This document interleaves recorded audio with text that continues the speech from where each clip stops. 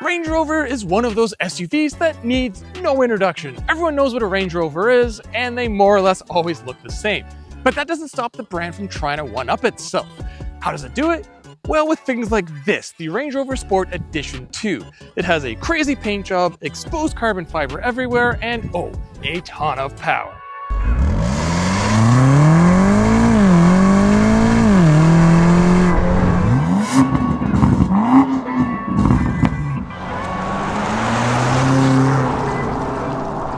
So let's look at the exterior and we'll start with that cool paint. It is called Blue Metallic Nebula, and just look at it.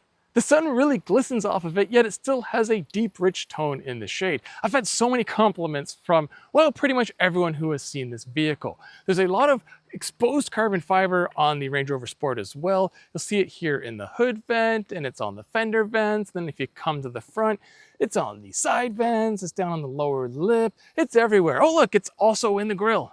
The 23-inch tires have a pretty simple yet elegant design, and the vehicle as a whole, well, it's well under 200 inches in length. It is more of a mid-size SUV, and it sort of matches that class, even if it looks bigger due to its boxier shape. Why Range Rover calls their smaller Range Rover the Sport, I don't know, but they're not the only manufacturer to do that. Of course, as is the trend today, it has to have pop-out handles, which I despise, but you gotta be like the cool kids, I guess. My favorite part of the styling though is easily the rear. I love the way the taillights look, the huge roof spoiler, and of course these quad tip exhausts. At the heart of the Range Rover Sport Edition 2 is, well, a 4.4 liter turbocharged V8 engine that just makes 626 horsepower and 553 pound-feet of torque. That's the most powerful engine Range Rover currently offers, and one of the most powerful ever. And yes, for those really in the know, this is a V8 turbo sourced from BMW. Like the Bavarian SUVs, this uses an 8-speed automatic and sends power to all four wheels through a 1-speed transfer case. 0 to 60, well, that's 3.7 seconds, which is incredibly quick for a vehicle this size. And I know in the electrification age, it doesn't sound all that quick, but for something burning just gas with a big growling V8, that's quick. And it feels every bit of that. Just hammer the gas and off you go.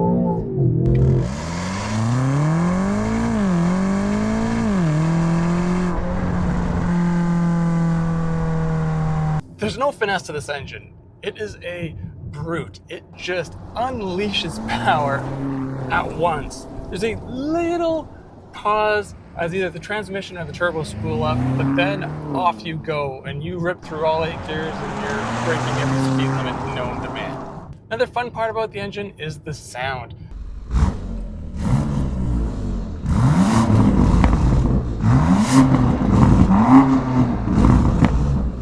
You get that big growly downshifts.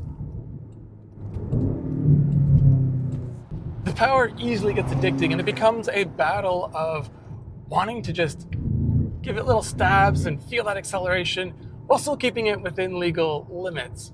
I find myself kind of slowing down a little more than I normally drive just so I can do a little over and over. Is it good for the engine and the transmission? No. My fuel bill? Definitely no.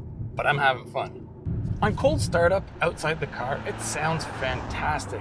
And when I'm really hammering on it, it sounds good.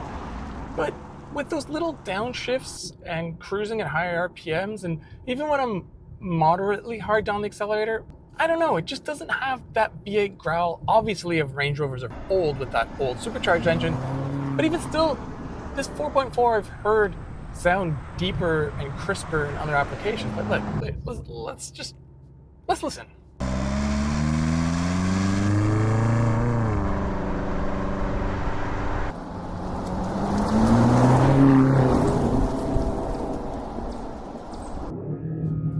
Like, that doesn't sound like a V8. It sounds like, I don't know, a big 6-cylinder. See, there it sounds more like a V8, but it's like I need to get up over 4,500, 5,000 RPM until you really get that sound. Otherwise, I don't know. I just don't know. All of that noise and the excessive pops and bangs, well, that's because I'm in SV mode, which opens up the active exhaust. If you are in comfort or the off-road or in the custom, you can also decide if you want the exhaust open or closed. It does quiet down. Here, let me show you. I'll push the button. You can barely even hear it. I was accelerating just as hard as I was when it was open. nothing. So this can be a relaxed cruiser when everything's in custom, but when everything's in SV mode, well, it becomes quite the beast. The most insane stat though is top speed. This thing apparently can go 180 miles an hour. That'd be terrifying in an SUV this big, and I know the suspension and tires and brakes and everything's up for the task, but I don't have a closed course to test it, and I'm kind of happy I don't. Despite the vehicle's size and weight and power, fuel economy is okay, I guess. I mean, there's other less powerful V8 monsters that get way worse fuel economy. We're talking 16 miles per gallon in the city and a respectable 22 on the highway again for this class.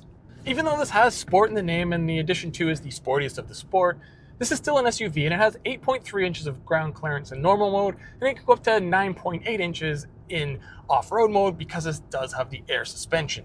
Now, I've brought up weight a couple times, and again, in the era of super heavy electrics, being under 5,500 pounds isn't too bad for a vehicle this size, but it still is a lot of weight to haul around. To keep it in check, there is 23-inch wheels, and they're wearing 285mm wide rubber up front and 305 in the rear.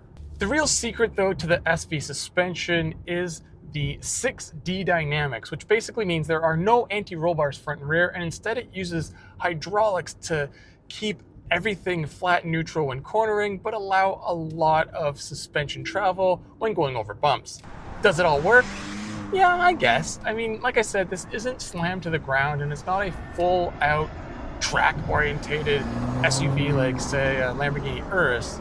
This still is performance oriented to a degree, so the suspension isn't the softest. You will feel bumps in here more than something that's designed just for comfort like a regular Range Rover Sport or a Range Rover. But I think the mix isn't terrible, and again, there's all these drive modes and customization, so comfort setting for suspension is obviously going to be much better than the dynamic SV Sport setting. Back to the handling for a second. So the big tires do provide a lot of grip, and this thing can really hang on, more so than you would probably want to hustle it or expect it to. It doesn't have that same feel and response and nimbleness of like an X5M or, as I said, Urus, but it is better than your average SUV and is easily the best performing Range Rover Sport. A big advantage for low-speed maneuverability and in the city and parking and whatnot is the four-wheel steering. I've said similar things when I was in the Porsche Macan EV, in that these SUVs with the shorter wheelbases that have four-wheel steering, you can feel it more, especially at low speeds. It just helps rotate this thing so quickly and easily, and it makes it drive much smaller than it is. But flip-flopping back between performance and SUV duties, this thing can tow over 7,000 pounds. So despite the high-performance, high-strung engine and all the other go-fast bits, it still will tow your SUV-sized trailer. Oh, and one more cool party trick before we move on. This has off-road adaptive cruise control. Now, I'm not really going off-road with it. These tires aren't really designed for it, so I didn't get to really experience it, but that's kind of cool. I am sitting in what is called a body and soul seat, and it has ultra fabric seat coverings, which is, I guess, a fancy name for this leather-like material.